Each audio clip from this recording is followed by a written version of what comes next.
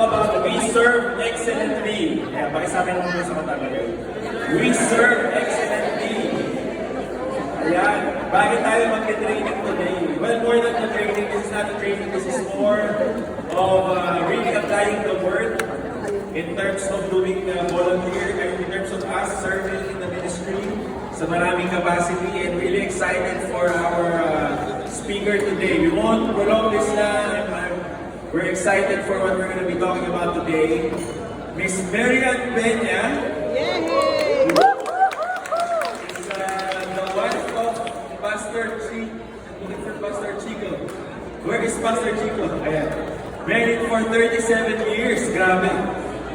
Dapat pala ibang talk din yun. 37 years with 3 children, 2 grandchildren.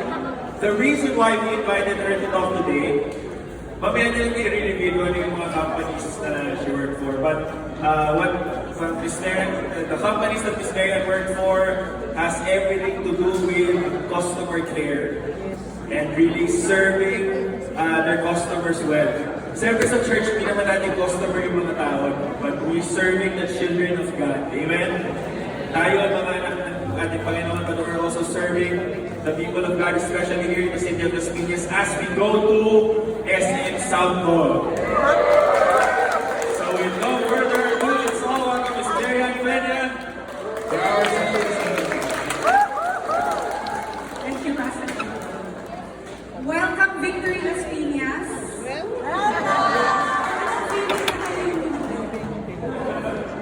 But anyway, I'm really very excited when Rhea told me that we're going to have a We Serve talk. But before I start, I would like to honor some people. If you'll allow me, please, I want to take this time because it's very rare that I always given the chance to honor people. Okay, so if I'll be given the chance, I really would like to take the time to honor people, and of course for the things that they do in the ministry. As you know, it's not easy to shepherd a flock, more so be a pastor of a church. So please, if you'll allow me, personally, on behalf of Chico and my family, I want to honor Pastor Adrian Bistin.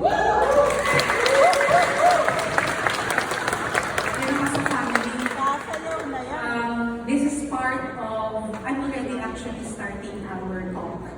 Part of being a family and serving God excellently is to honor or honor His due. Okay, so in the area of church, Pastor Edre, for your love for God and for His kingdom, I want to honor you. God bless you. Of course, Pastor Rain and Miss Jenny Catulari. We've been friends for quite some time then. We don't see each other much, no? Ganun naman tayo, di ba? Ang mga pamilya, hindi palagi nakikita, but you know that they're there. Pastor Rain, thank you for your love for God as well, and of course, for the kingdom of God and Miss Jenny. Pastor Desmond, where are you? Of course, Miss Jazz. Just a little trivia. We've been together since Muntinlupa days, and I've seen also how faithful the Lord has been with them. So thank you for honoring God and taking the call as well. God bless you. Of course, yung anak niyo. Okay, next, I haven't met this though, Pastor Daniel and Miss Jackie Musi. I want to honor you as well. Thank you. Welcome to the South. Taga-South ba sila? Taga-South din sila. But anyway, thank you for, just answering the call to be relocated. It's the same God, but different location lang. So thank you very much. Allow me as well, how many times can we honor our staff? So please, total ako naman ng speaker, kaya na i-honor ko yung mga staff natin. If you don't know them, please go to them, just introduce yourself, I'm like this, like that. Our staff, I want to honor Trix Rojas, Denise Jose, Sarah Anita, Rio Bravo, Inana, of course, Mr. Raywell Bravo, I saw him kanina, where are you, Raywell? Of course, and your lovely wife. And not to forget, nasaan ka? Ayun, bro. Campus missionaries, where are you?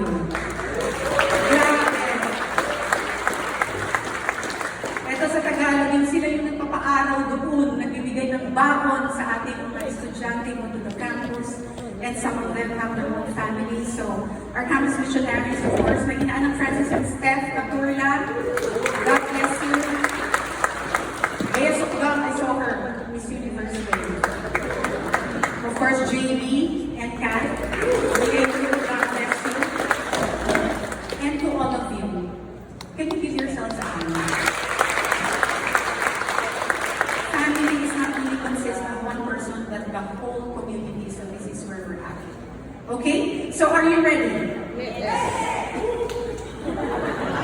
Before we begin, I would like to introduce to you my family. I have a little photo lang here. Okay. You know our family? O sige, nagtatanong kayo, bakit di wala yung picture? Teka lang, ito pa lang yung point, okay? So our family, when we take photos ever since the world began, we always have this hashtag, ang bawat litrato may kwento.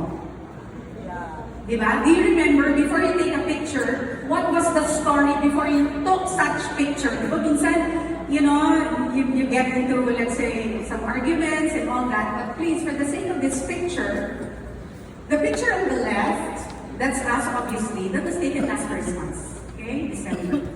The picture on the right is where our eldest son, Jumbo, of course, and then his lovely wife, Ray, our daughter-in-law, and our two grandkids, Juancho on the left and Jovan on the right. And of course, our second daughter, our holy princess Nina, that's to the right of Chico, and of course, Julio, our youngest son. Now, do you want to know why the picture is like that? You don't like? Okay, let's proceed. Sige, we're in the season of our life that parenting is different. Having grandkids is also different. I know, isa mga lola natin dito. Shout out to grandparents. Shout out to those who are the also. But, we only have one God. Correct? So, the picture is this because our eldest son, with his family, migrated to a nation that I'm not gonna tell you that has maple leaves. Okay? Last year. So it was a year ago that, you know, they prayed about it and it took us a lot of prayers as well.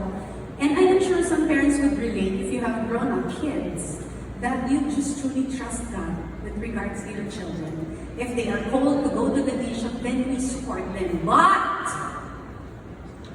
emotions only. Do not undermine. Nakakalungkot. Diba? You want to build memories, of course, with your grandkids, but they're 1,000 miles away. But then again, God is not a God of distance. So in however situation you're in serving God, in the context of family, in the context of your children, I do not know, maybe your kids are praying to be campus missionaries, to be sent out there, you do not know. So remember, ang bawat litrato may kwento. And when you look back, you will see it's the same God in that picture and the same God in this picture, still serving Him for His glory. Okay? So, sige. Let's move. Wala kang intro. Ito pa lang. I like this family. Now, I was asked to give a personal talk about serving excellently. Sorry, I don't want you to be stiff-necked. Can you turn your chairs? Those who are on side view, rear view. Yan. Are you comfortable na? And then at the back, can you see me? Okay, ang dark kasi ng suot ko, di ba? Hindi na ako nakita.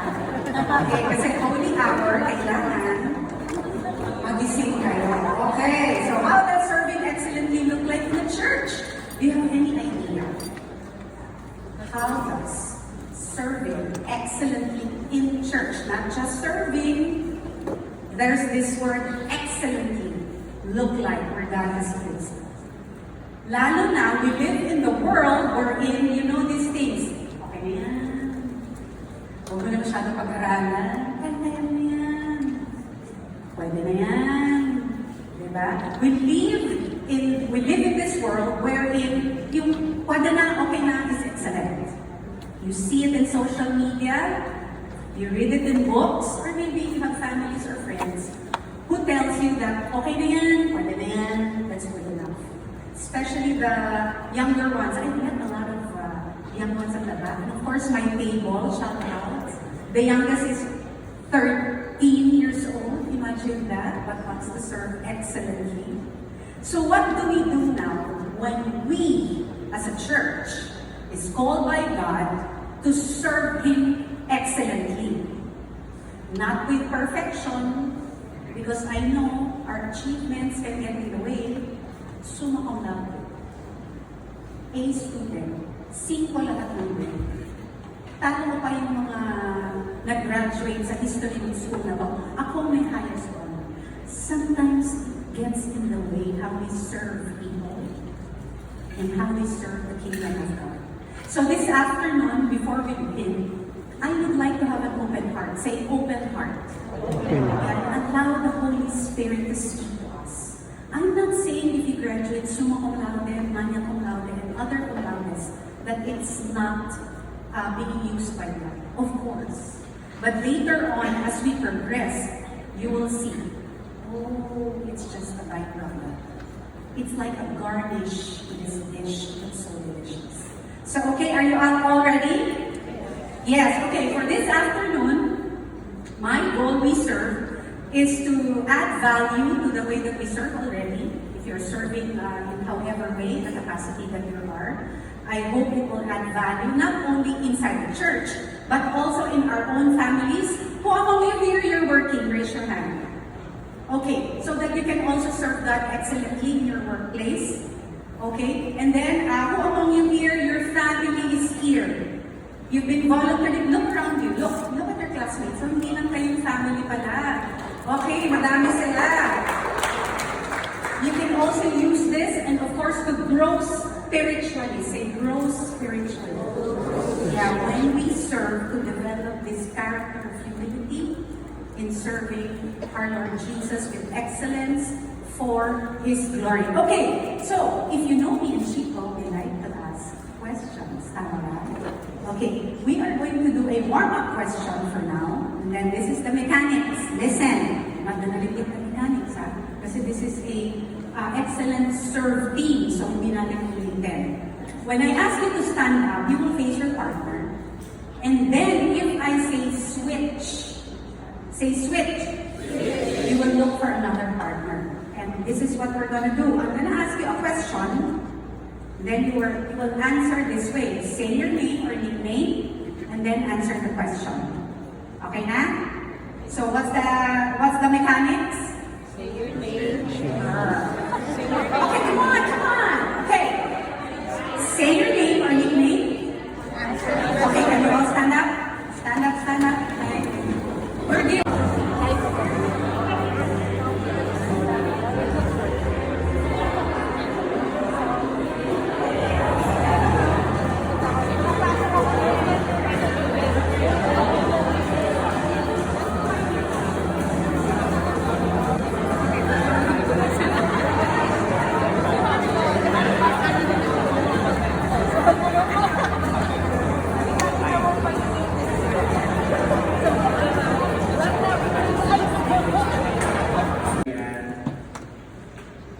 Agree with me in prayer lang, then I'll pass the microphone to our pastors. Father, thank you for the life of your precious daughter, Miss Mary Ann.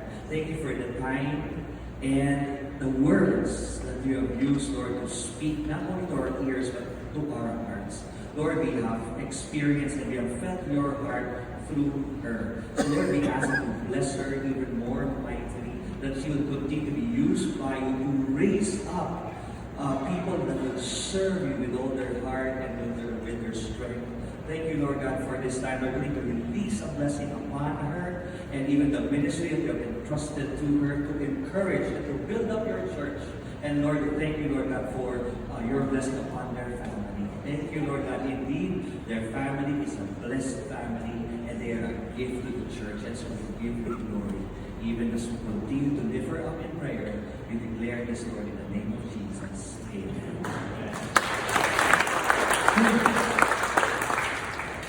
Thank you, Ms. Mary. Thank you for being a blessing here. Can we all raise up our hands right now? Thank you, God, for what you're about to do in the next few months. And Lord, not just You didn't just equip us today, Lord. You allowed us, God, to experience and encounter you, Lord, through service. So, Lord, we thank you for your word. Thank you, Lord, for everyone who's here. And, Lord, give us a spirit of rest. In Jesus' name, amen and amen. See you all tomorrow. Yes, and answer the feedback form. Thank you. Few announcements. We will have a photo. Everybody, the camera will be on stage. The camera will be on stage. We'll just take a photo. Then after the photo, please remember to answer the feedback form. Do not leave this place without